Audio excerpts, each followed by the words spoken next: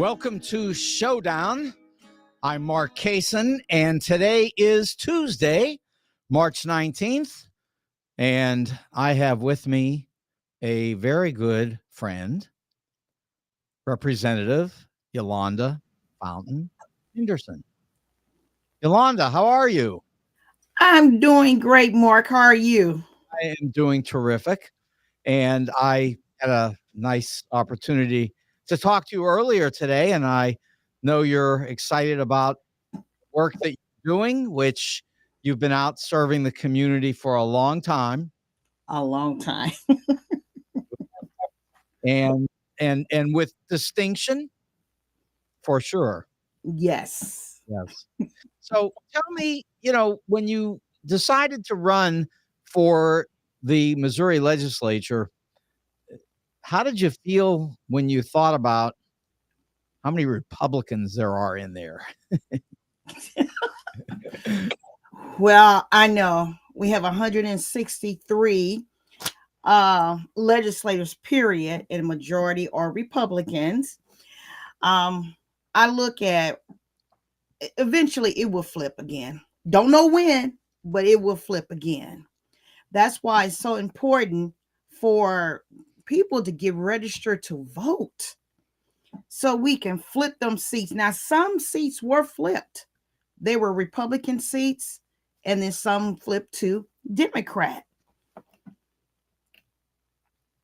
Yeah, and I happen to agree with you completely. I mean, I think that the things will change.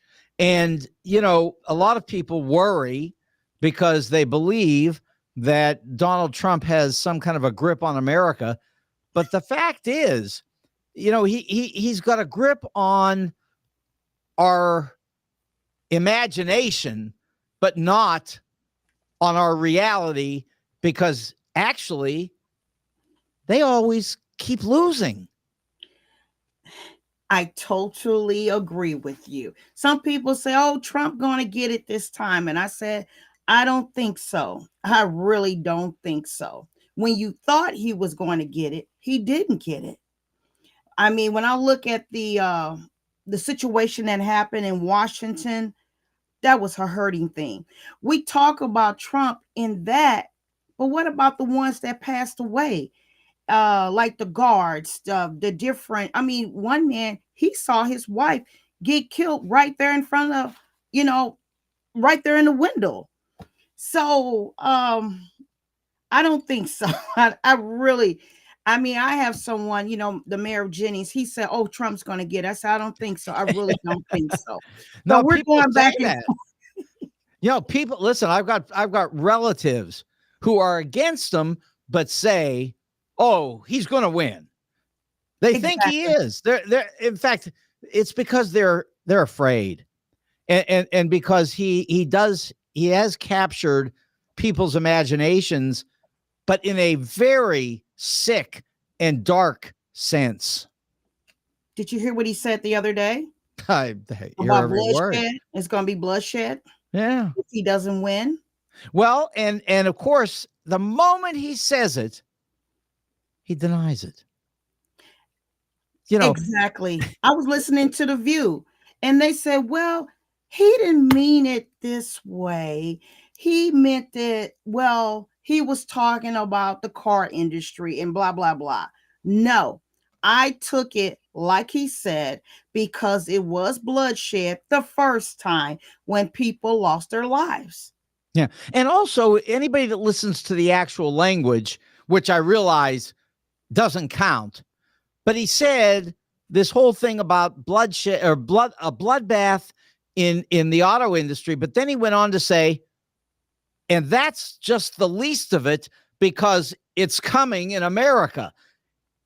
So he specifically extended it beyond the automobile industry, but then he turned around and shifted it the other direction when his people, I guess, said, "Hey, Donald, they're coming after us." But, it's not like he's worried because he He's not. really thinks that he can escape anything.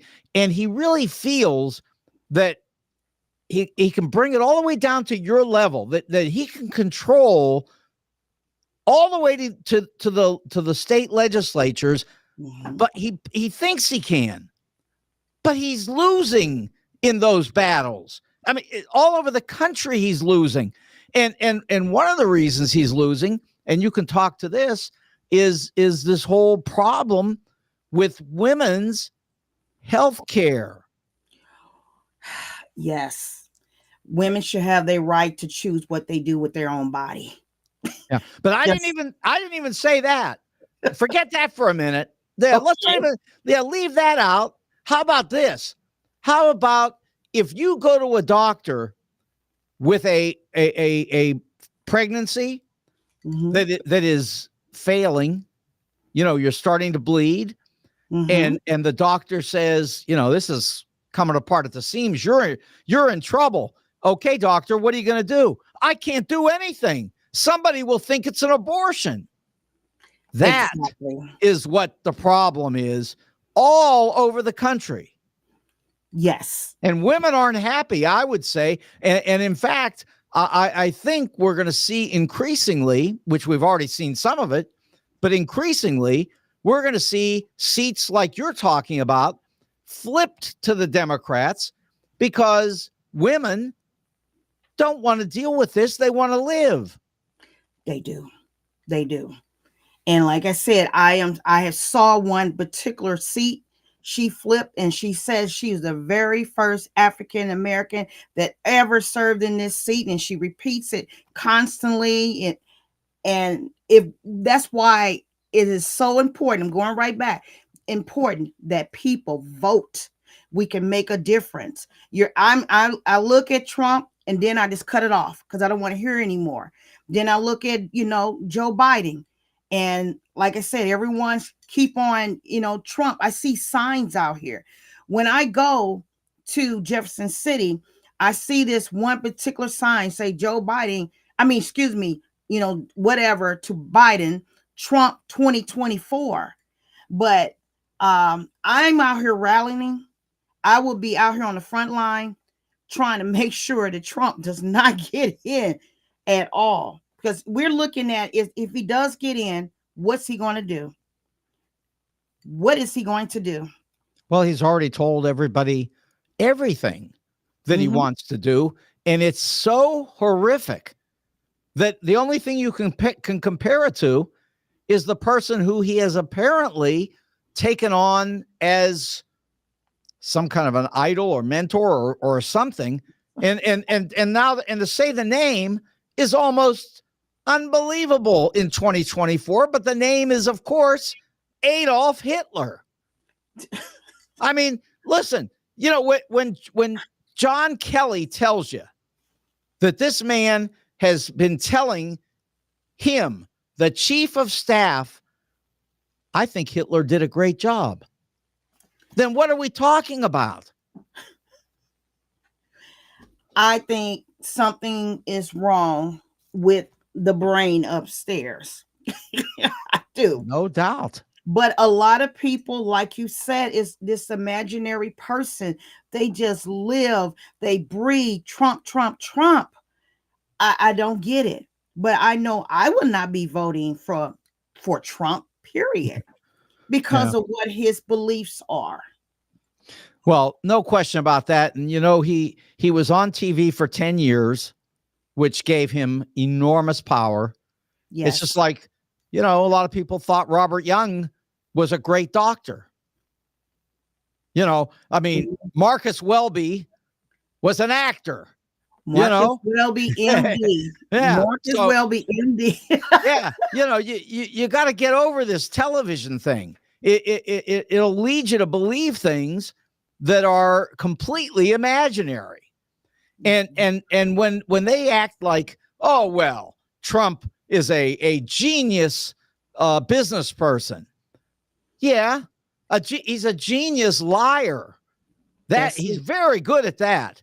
And here we are on March 19th, listening to the news where they're explaining, which I know a lot of people don't want to hear and don't believe, that the man does not have $500 million. He needs it in 6 days, but he hasn't got it. Yes, he does. By Monday. By Yeah. Monday, he needs that money. Yeah, this guy So, does. This guy is so bad, and the problem is, like I say, it comes all the way down to where you all are in the state capitals, all mhm, 50 state capitals, where you've got people who have been elected who really take this nonsense seriously. I do. You know, I do. so, I mean, the only thing is to do what you say. Flip these seats. Flip, and that's what I mean, matter of fact, I'm on a group chat with us, and they're keeping us on tab on, we need to get more people registered. We need people to sign up for these elections. So, and we're out here, like some of my legislators are about to term out. They got people coming right behind them that they're endorsing, and that's great. At least we're not leaving that seat open for whoever. So Yeah. we're fighting, real hard up in this legislature.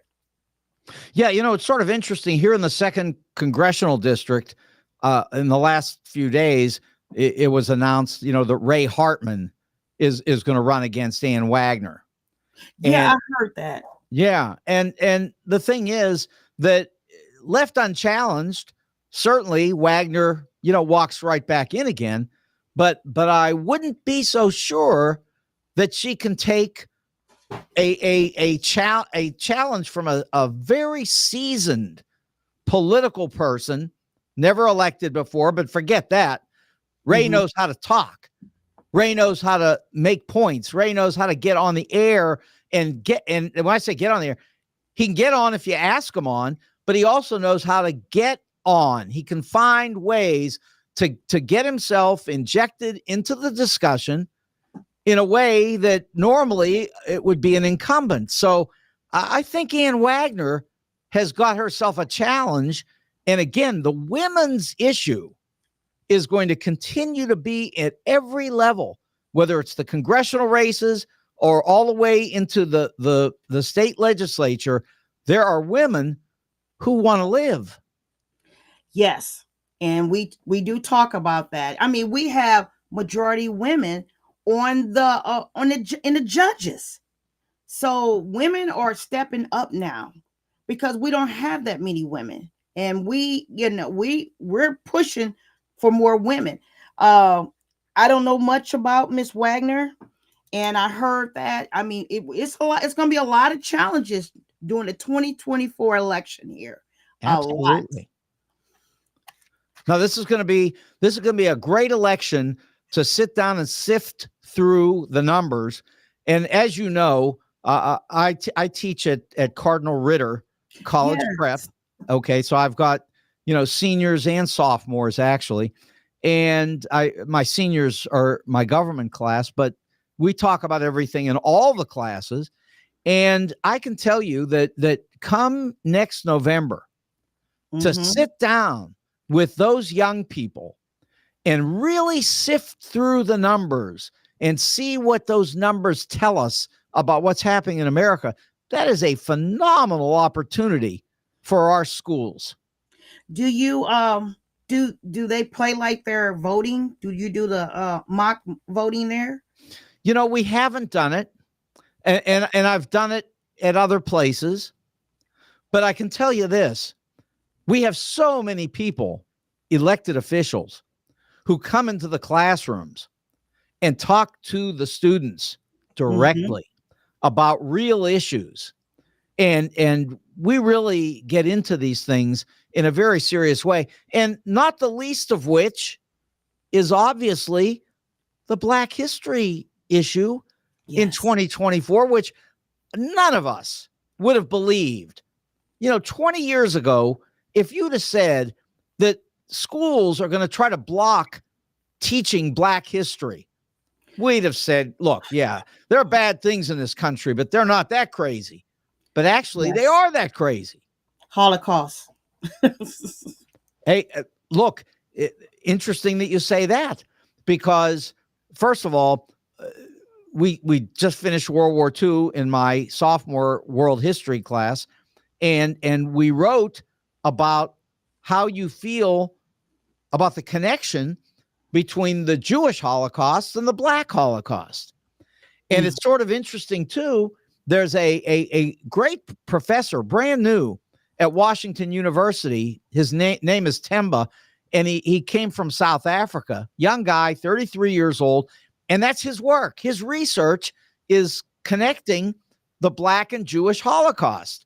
And so he's going to come up and talk with the kids about it. And look, these are things that all young people should be talking about. Okay. But, you know, if you're out in St. Charles, if it's Francis Howe, if you're out in Wentzville, they don't want to hear that because they say some young white kid might feel uncomfortable. I mean, I'm sorry. Maybe you need to feel uncomfortable in America. Yeah, when it comes to that, you know, we're teaching it because I had one class I walked in on and I go, okay, I just, you know, walked out. But I'm definitely still against. We should be talking about our Black history. I'm still keen on that. Sure. Like on the month of February, most of the legislator, we all had it set up that we recognize one person every day. And we were recognized on the floor. So I talked about Homer G. Phillips. So I told them, and then at the end, I let them know my mother was born at Homer G. Phillips. I was born at Homer G. Phillips. And I told the history. And a lot of them stood up and they watched me and they said, I cannot believe what I heard. I didn't know this. I didn't know this. I didn't know this. But we need to be talking about stuff that can affect us. Because I told them right now, they're fighting trying to get the name, you know, taking off the make-believe one on Jefferson. I want to keep it over here where it was where I was born at. Well, I'll tell you, I think you're going to like when I tell you this, but the first part of the show tonight, I've got you on. The second part of the show tonight, I have on a man named Justin Joyce, who is one of the top scholars in the entire world having to do with James Baldwin. And he's going to talk about everything he knows, which actually, if he did that, we'd be here for a month. The guy is really terrific. He writes for and he runs something called the James Baldwin Review. And this is really internationally read. And all this comes out of Washington University. And so, you know, we're going to talk about that, James Baldwin with him. And in addition to that, the kids will get a chance to watch, you know, tomorrow and the next day here on the feed, on the video feed that I've got. Although he and others are you know, perfectly willing and will come into the classroom and talk to the kids as well. So, you know, out in St. Charles and Wentzville and beyond, you know, out in the middle of the state, which sometimes we call Alabama, there's no question that they're trying to do everything they can to depress Black history. But in some parts of Missouri, we're in the real world. Yes, we are. Especially with my school being McDonald African American. The Jenny School District. Sure.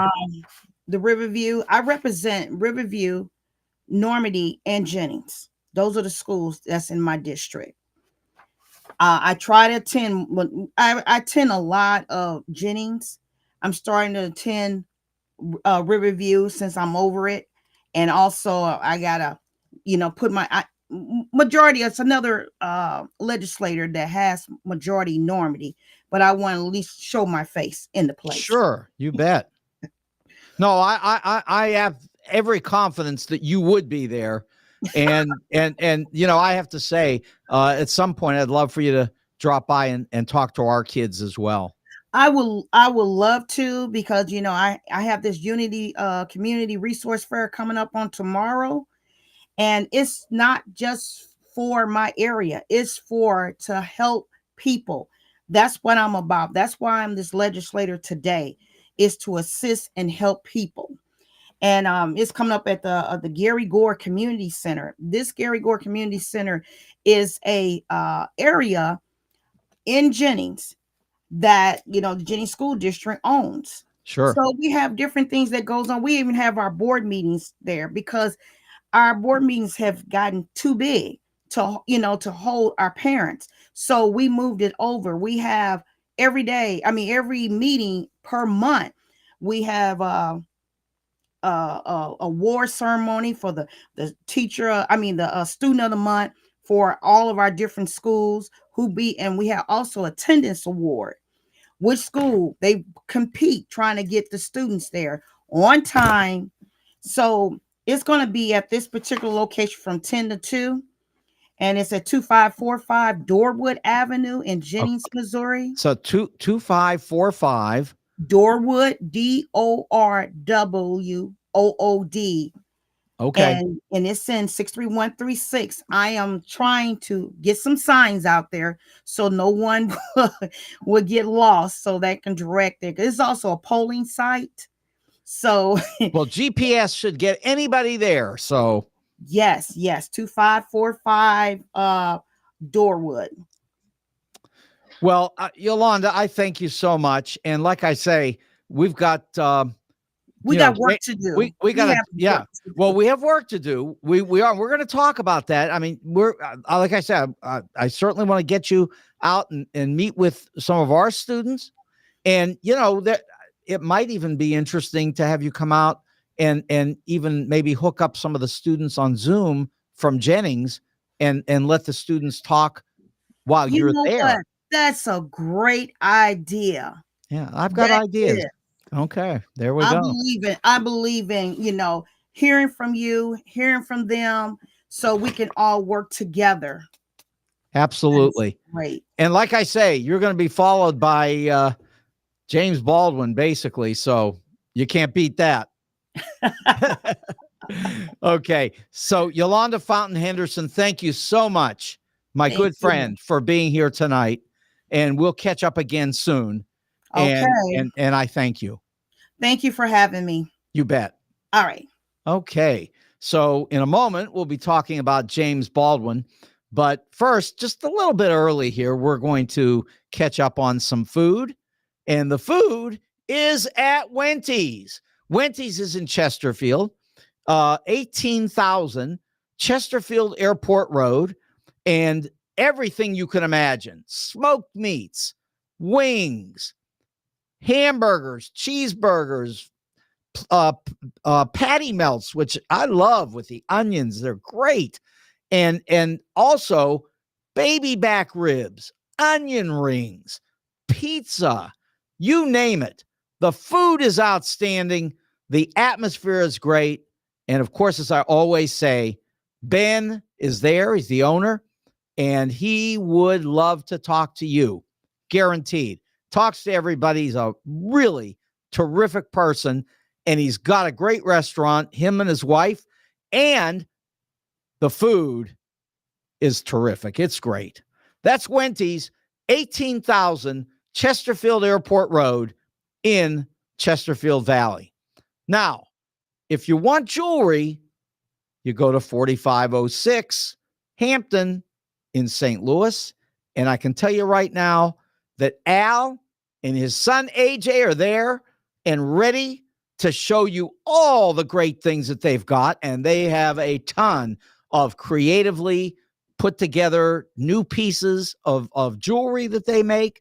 Then also they buy and sell jewelry and coins. Absolutely, without a question, Jewels on Hampton is just a great jewelry store. Again, with the owner present, and that always really helps those businesses along. And I'll tell you, Al has a great business. Jewels on Hampton, 4506 Hampton.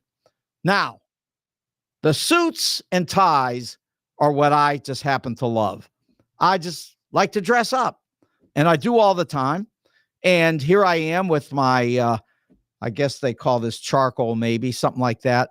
And the rest of this, I believe, is blue with a little white, and who knows what else is in there. I'm colorblind, but I can tell you right now, I may be colorblind, but the people at St. Louis Suit Company, they can tell me all the time what to wear. They match it up for me and make sure that I'm wearing the right thing, and I love it. The St. Louis Suit Company is on the corner of Forsyth and Central. That's in Clayton. They have been there for 29 years. Jay and Nick are there all the time, ready to serve you, ready to help you pick out clothing for weddings. I can tell you right now, they do a lot of weddings. So go to the St. Louis Suit Company, corner of Forsyth and Central, and believe me, you will love the St. Louis Suit Company. And don't forget, again, these ties are $5. The same exact tie. I'm telling you right now, if you bought it from Donald Trump, it would cost you $50, and then you'd put it on your neck and it would choke you. So forget that. Just spend $5 and it all works out fine. You don't have to be choked. That's St. Louis Suit Company, Forsyth and Central in Clayton. Okay, before we're joined here by Justin Joyce, which should happen any moment, let me mention a couple of things today that I thought were amazing. It's the one thing about Donald Trump that's actually good. He helps us to visualize the craziest things that could ever happen in the world, which could help you to avoid those things. For example, Donald says that if you don't vote for Trump, you're a bad Jew. Now, it so happens I'm Jewish. So I guess I'm a really bad one because I wouldn't have voted for him. I don't know, ever. There's nothing you could have done. I mean, you could torture me. I wouldn't do it. So I guess I'm a very, very bad Jew. But in all seriousness, to even say things like this, it's so sick. It's so demeaning. But it's so Donald. And that's what he does. So, you know, if you're Jewish out there, just remember, Donald says, if you don't vote for him, you're a bad Jew. Now, I have to tell you, he doesn't know what a Jewish person is. I know he's got Jared and all that business. Honestly, he doesn't know. If you wrote it down for him, he wouldn't know because, look, we know he doesn't read, except one thing, according to his wife, his ex-wife. He does, before he goes to sleep, he reads, believe it or not, the speeches of Adolf Hitler. And with that having been said, I am joined now by a very esteemed guest, and he's going to be talking about a real writer, a real great American, and that's James Baldwin. Justin Joyce, how are you? I'm great, Mark. How are you? I am terrific. And it was so nice to meet you at the event that we had at Wash U. And, you know, I just really value this opportunity to speak to a real scholar and to really look at some important ideas that sometimes we don't think about, and especially in 2024, when a lot of schools are talking about banning Black history and Black literature. I guess this is a good time to be talking to a great scholar of James Baldwin. Well, I appreciate the opportunity. I mean, certainly there are others who probably could speak better about Baldwin's work than I, but I'll give it a shot. I'll do my best. And okay. Yeah.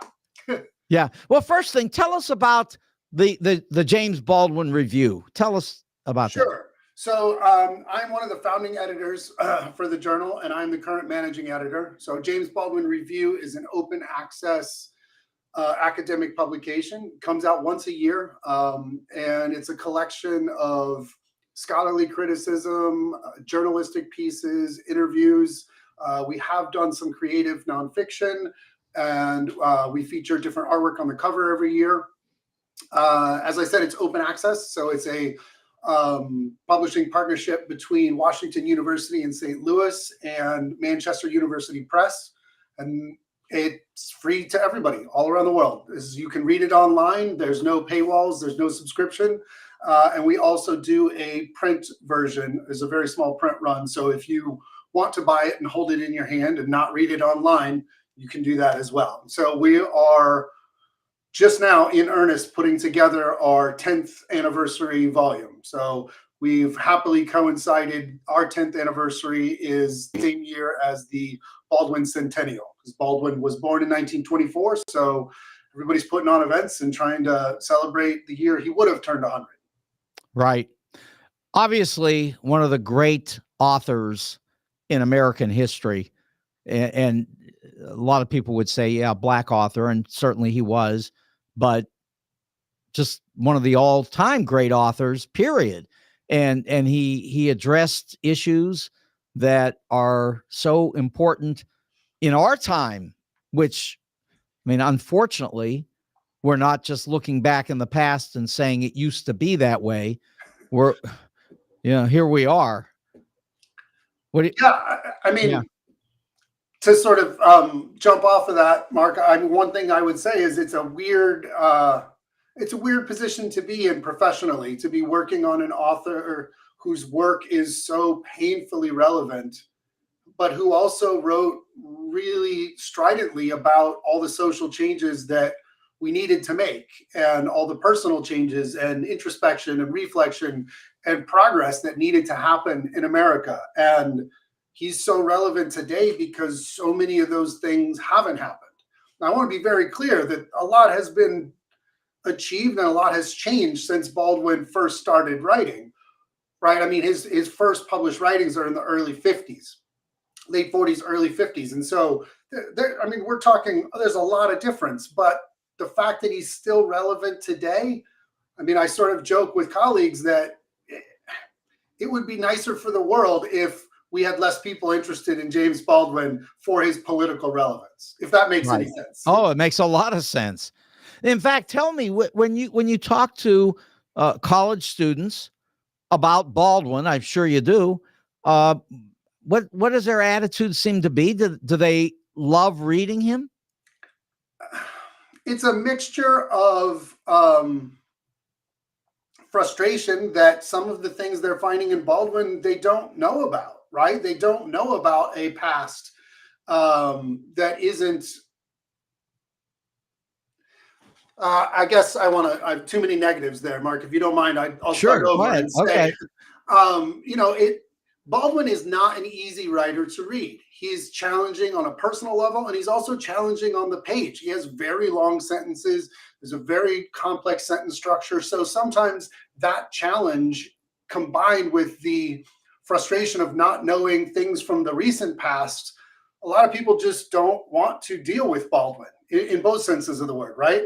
And that's part of why we have Baldwin so readily available as sound bites and bits and snippets. I mean, Baldwin is eminently quotable on Instagram and all kinds of places because you can just take this one little nugget and there's no context. So the challenge is to fill out the context. What was happening when Baldwin said this?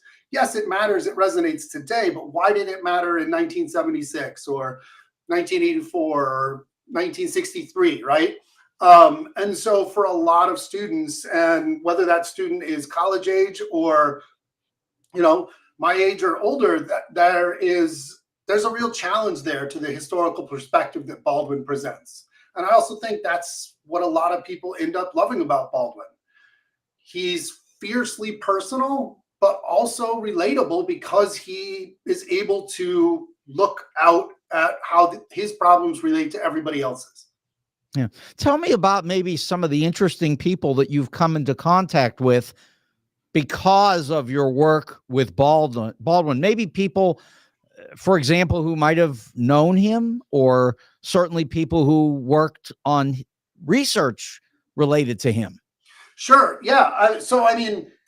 I've been able to there was a number of conferences that were put together almost at a steady every other year clip for a while. So I was able to go to France twice and meet scholars there. My other main partner besides Dwight A. McBride is also at Washington University in St. Louis. And so Dwight and I and our third partner, Douglas Field, is in Manchester in the UK. So to have that real international partnership, that transatlantic work is very exciting. And certainly there's different perspectives that people are bringing. But I mean, it's strange. So much of the work that we do in literary criticism and working on an academic journal is akin to having a modern day pen pal, right? So I write an email and I ask for permission to use a photograph or to reprint a piece. And I end up having a very long relationship and conversation with people that I may never have met before. I can give an example from the most recent issue of the journal, Volume 9, which came out in October of 2023. There is a piece there, which is a reprint of a man who knew Baldwin personally and worked with Baldwin when Baldwin wrote a essay for Playboy magazine, right? So Walter Lowe was the editor's name at Playboy, and Walter Lowe is the one who brought Baldwin on this specific project, and that project became one of Baldwin's last books, which is The Evidence of Things Not Seen. It's about the Atlanta child murders. And so I ended up having a very long, several months conversation through email. We once spoke on the phone with Walter Lowe, and I mean, it was very gratifying. It was very interesting for him that people were still interested in this, and it was interesting for me to learn about and from somebody who knew Baldwin personally, like picked him up at the airport, took him around Atlanta, that kind of thing. And there are members of the editorial board for the journal that knew Baldwin personally. We could spend all day talking about these stories, but that's one example that resonates recently. Yeah. You know, it seems like, you know, you take somebody that's so important like this in American history, and when young people who are studying this, you know, they probably ask the question, what's so important about this? How's this man different than other people? How do you relate that to some of these young people? How do you help them to understand? Well, it's a good question. And I think that's part of why the study of literature is so important for perspective, right? And Baldwin himself is, or one of his really quotable quotes is, you know, you think your pain and your heartbreak are unprecedented in the history of the world, and then you read, right? So that perspective, that historical lens that Baldwin provides. And so part of the answer directly to your question, Mark, is you tell young people, look, it makes sense to you today that of course we have people who are talking about LGBTQ rights. Of course we have people that are talking about trans rights. We have all kinds of different ways that people are advocating and writing and sharing about their perspectives. But when Baldwin wrote his second novel, Giovanni's Room, which is a homosexual story, when he wrote this in the early 50s, this was unprecedented. This was absolutely groundbreaking literary work, right? So to think about that, I don't want to use the term glass ceiling exactly because that has a different meaning, right? But to be able to break a certain barrier and to have the historical perspective of that, I mean, just this award cycle, right? Rustin, the movie that came out about Bayard Rustin. Right. James Baldwin was walking, literally physically boots on the ground in movement and marches in the South, in the US, in the 60s, where Bayard Rustin was. And both of them were sidelined and silenced because of their sexuality. That's something that today we're talking a whole lot more about. But in Baldwin's time, he was one of a few very fiercely brave individuals who was able to say, this is all of my complexity. This is everything I'm bringing to the table. Do you think that James Baldwin would have been surprised that the sexuality issue has opened up so dramatically, and yet the race issue in a lot of ways has remained so shut down? That's a good question. I'm trying not to give the scholarly answer here, Mark, which is some version of, that's interesting. Tell me more about what I'm trying not to do right. that to you. I think there's a lot that Baldwin would be surprised about. I mean, quite honestly. And he always thought and wrote, I mean, as far as I can tell, I never knew the man, right? But right. He always thought and wrote that, race and sexuality were entwined. They were combined in the American imagination, in the American psyche. And so to have progress on one side and not as recognizable progress in terms of equality on the other side, I think would be surprising to him. I think Baldwin would be the first one to point to the difference between, equality before the law versus equality of treatment and equality of outcomes.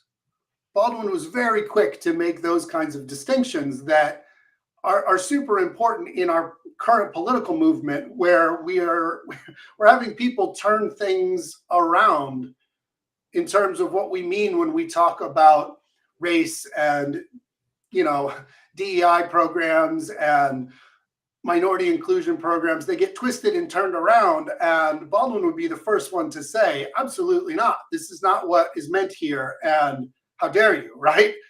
And that's, I think, one of the other things, to go back to your earlier question, that makes Baldwin such a profound impact on people, and especially young people, is because he was fierce.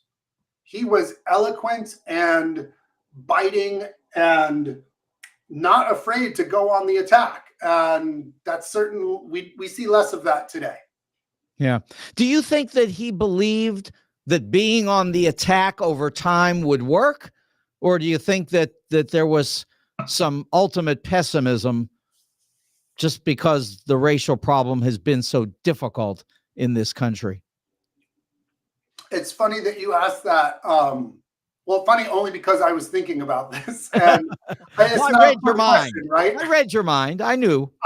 It's funny that you asked, because one of the things I was trying to find, right, while I was sitting here, I knew we were going to talk. And so I was sort of thumbing through some Baldwin stuff, and he gets asked this question, this very question, many, many times, especially later in his life.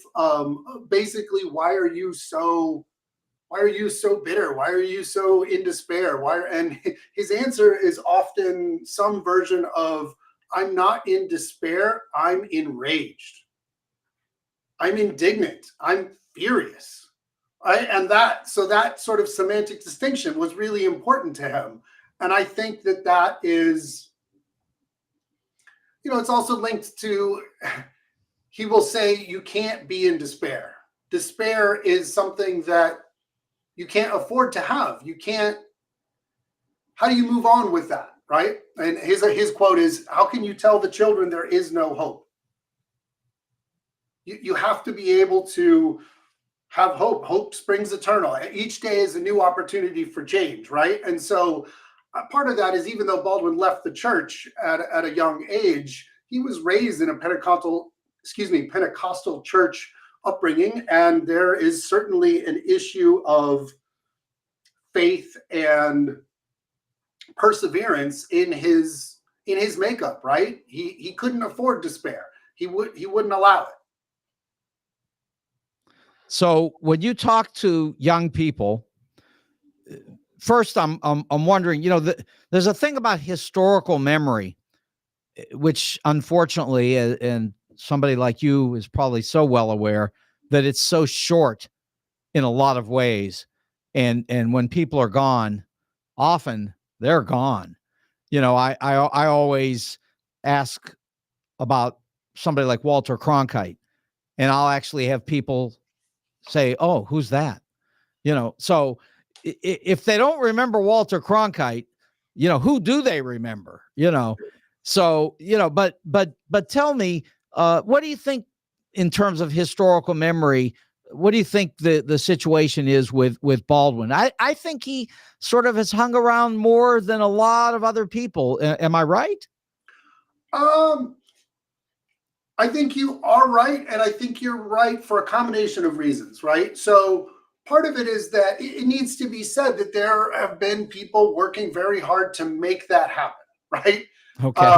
So after, so Baldwin dies in 87, and don't quote me on the date, but I think it's about 10 years later that they come out with his collected works through the Library of America, which was put together and edited.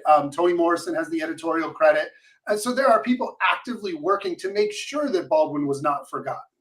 And right around the same time, my colleague and co-editor, Dwight McBride, came out with an edited collection called James Baldwin Now, which was adamantly trying to make sure that people did not forget about the impact Baldwin had, and to really look again at sexuality in Baldwin's work that had been sort of pushed aside a little bit in the criticism of his later works, right? So, and there are legions of other scholars and colleagues that if I start naming them all, then I'll get even more trouble for the ones I didn't name, right? Right. So there's been active work. A lot of people are trying to make sure this happens. The second part of the answer is that, Baldwin was famous. I mean, famous at a time when fame and celebrity was really undergoing an interesting arc in American history, right? He was on television a lot and photographed a lot, right? He was, Time magazine cover. And for that to happen in the 20th century, I mean, he was famous, right? And he was also famous in a way for his personality. And this is almost the last generation of an individual who could be that famous simply as a writer, as a novelist, as a playwright, as an essayist, right? And so those resonate with our current notions of fame and celebrity, right?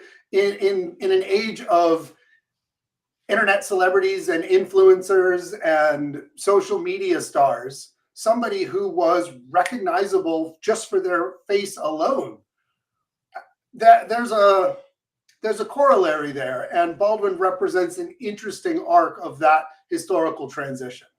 And I'm sure he would have found it interesting that the documentary showed up in 2016, I Am Not Your Negro, and here, another chance for people in 30 years after his death to take a look at him and think about him and let some of his ideas resonate with viewers, hopefully.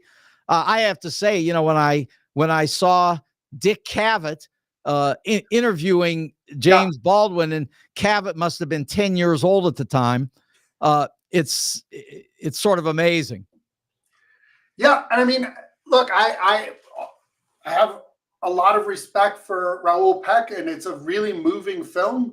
But it needs to be said that every time anybody recuperates Baldwin, there's always a certain package of Baldwin that is presented, right? And in Peck's documentary film, Baldwin's sexuality is almost completely non-existent.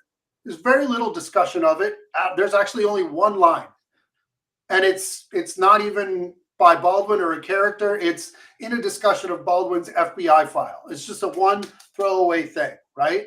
So there's still very much a cordoning off and policing of Baldwin as a full human being. And I mean, that's one of the things that has been a problem in African-American literature and African-American studies for a long time, is dealing with that full complexity. And that's one of the things that Baldwin himself was really quite strident about. And that's part of why he refused to identify as other than a writer if he got his choice. And then, of course, he has to be a Black writer. And then, of course, he has to be a Black gay writer. But it was always in that order, right? He did not want to be identified. He eschewed all the labels he could. But that's still how he gets packaged today. So in some ways, I think that might be the irony that perhaps would sting most, to go back to your earlier question about sexuality or racial identification. Okay, so he's still pigeonholed. So one more time, tell us about, how people can read about the Journal and about James Baldwin. Sure. Well, this is a good year to be interested in James Baldwin. There's a lot of things coming out. I know that Penguin is in earnest on his back catalog, right? So the publisher, Penguin, Random House, now they're all sort of combined together. They are doing things. I know that the Library of Congress has some plans in the works. I also know just last weekend, forgive me, Mark, I can find it for you, but it was either last weekend or the weekend before. The New York Times did a feature on James Baldwin, which was written up by a novelist who used to go by the Twitter handle Son of Baldwin. And so there is just a moment where Baldwin's out and about in the sphere, in the spaces, right? In terms of James Baldwin review, luckily the Google machine can help there, right? Of You course. just type in James Baldwin review, and Google can take you to the link. It's hosted through Manchester University Press, and like I said, it is free to all. We're fiercely proud of the fact that we have readers accessing the site in over 150 countries all around the world. We couldn't do that with just print. We couldn't do that with subscription, right? So to be able to share it freely is really what we're about. And so, yeah, James Baldwin Review, you can find it through Google. You can also find links through Manchester University Press, and the African and African American Studies Department website at Washington University in St. Louis also has links. Well, Dr. Justin Joyce, listen, thank you for your time and for your insights and for really helping us to understand a little bit about a really important person in American history. And it's so valuable. And to have your time here like this is truly valuable. Mark, it was a pleasure. Really. I appreciate you taking the time and trying to highlight some of the important works in American letters. And really, it was my pleasure. Sincerely. Okay. Thanks again. And I'll see you, I'm sure, at Washington University. There you go. Thanks, Okay. Mark. You bet. Okay. So we still have about 8 minutes to go, and it's only Tuesday, but we hit a lot of things today. And I have to say that I met some great scholars at this dinner maybe about a month ago at Wash U. And there are a few others with some important areas of research that I want to bring up here to talk a little bit. And certainly I love them coming to talk to my kids at school, and they really are generous when it comes to the time that they spend doing those things. And, it's so unfortunate that there's so much out here when it comes to scholarship and learning and thinking and studying. There's just a ton out here. There's a giant world of history that can be explored in not just our country, but certainly in our country. And yet, here we are dealing with an age of insanity that is so unfortunate. And the only thing we can do is fight it. Just fight it. And for those of you who think that fighting it gets absolutely nowhere and that these Trump people get away with everything, maybe it would be worthwhile to think about today and maybe to turn on the news tonight, and you may be able to watch Peter Navarro, a strong supporter of Donald Trump, a man who came up with this brilliant theory on how to overturn an election, how to take an American election that was won by Joe Biden and to try to turn it upside down and turn the victory over to another person, as if this were Russia, or as if this were some other crazy place in the world where you can play those kind of games. But no, if you look at Peter Navarro tonight, and you'll see him on the news if you want to. If not, you can go as Justin Joy said, go to the Google machine and just put in Peter Navarro, and you'll be able to watch him take his first steps into the Gray Bar Motel, because that's where he belongs. He was subpoenaed. He was supposed to respond to the subpoena. He said, I don't have to. Donald thinks he doesn't have to. Nobody thinks they have to on that side. They forgot about the law. They forgot about what this country is about. They forgot about democracy. So what do they end up with? Well, they end up with what Peter Navarro's got, which is a trip to jail, because that's where they belong when they break the law. When you break the law in this country, no matter how important you think you are, you go to jail. And believe me, Donald hasn't escaped all of this. These things take years, unfortunately, to run people through the courts, because our courts, I say unfortunately, but in a sense it's fortunate, because our courts do want to protect people's rights. Now, I admit that in the case of Donald, his rights have been very carefully protected in ways that others would not be, but it's necessary, because otherwise this guy's jumping up and down screaming that he's been had by the witch hunt. And it's important that when we finally lock the prison door, that we're able to say, pal, you got every opportunity to fight back against this. You said things that you shouldn't have been allowed to say. You threatened people. You threatened jurors. You threatened people in courtrooms that worked for judges. You threatened judges. You even ended up putting a hammer on Paul Pelosi's head, and the violence and the not just the physical violence, but the verbal violence has continued nonstop. And there's only one way to get rid of it, and that's to use our democratic process and to show when we're using it that we're not kidding. Everybody gets their chance in a courtroom.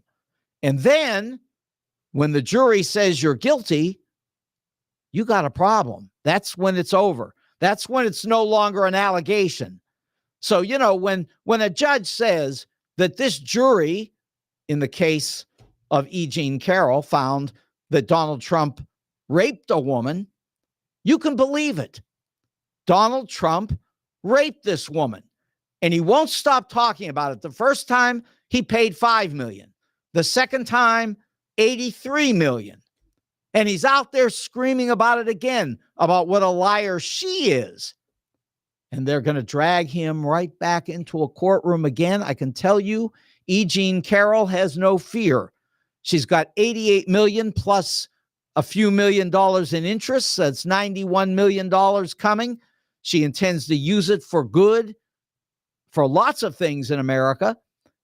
But certainly, the whole idea here is that we all have to recognize that when people like Donald Trump are found to have done bad things in courtrooms, when they're found to have defrauded the government, defrauded individuals, defrauded insurance companies and banks, they will pay a price. And, 6 days, we're going to see the price on Donald Trump. We're going to see if he can come up with $500 million, which he tells us today, after all these years, about how wealthy he is. Well, now we know the truth. This man's broke. Can't come up with a pittance. $500 million. He can't get it. Oh, last I heard, he had it. He said he did, but suddenly he doesn't have it, and he's begging. Please don't take my things. Don't take my toys. But you know what? Letitia James is no joke. She beat him in court. And now, if he doesn't come up with his $500 million in 6 days, she's coming after his toys. And that's not going to be a pretty sight for him. maybe for us, and it may help to end some of this election trouble, but we'll see. And we'll see more of you tomorrow, right here on Showdown, brought to you by Wenty's and Jewelers on Hampton. Jules on Hampton. Sorry about that. And of course, the St. Louis Suit Company. See you then tomorrow. Good night.